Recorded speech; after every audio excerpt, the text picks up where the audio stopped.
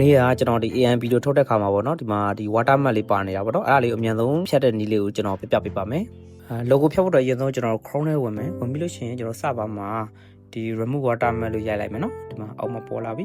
ပေါ်လာလို့ရှိရင်ဒီမှာ eset remove ဆိုတာလေးနှိပ်လိုက်ပါအဲ့နှိပ်လို့ရှိရင်ကျွန်တော်ဒီမှာ long in နဲ့ဝင်တယ်မလို့နေပဲနေပေါ့နော်ဒီမှာကျွန်တော်က video ဖြတ်မှတ်တော့တဲ့ video ပဲကိုရွေးလိုက်တယ်ရွေးပြီးတော့ကျွန်တော် video ကဘယ်လောက်ထိအောင်လဲဆိုဒီမှာအများဆုံးဆိုလို့ရှိရင်ကျွန်တော်900 MVT ဆိုတော့ video နဲ့အရှိကြီးတွေရရပါတော့ဒီမှာကျွန်တော်ဖြတ်မဲ့ video လေးပေါ့နော်ဒီမှာဒါလေးကိုထည့်လိုက်မယ်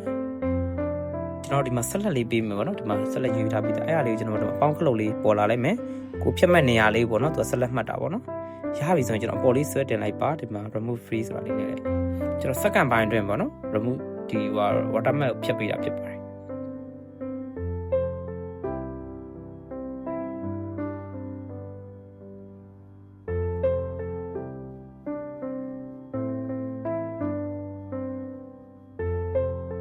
โอเคဒါဆိုရင်တော့ရပါပြီဒီမှာဖွင့်ကြည့်လိုက်ပါ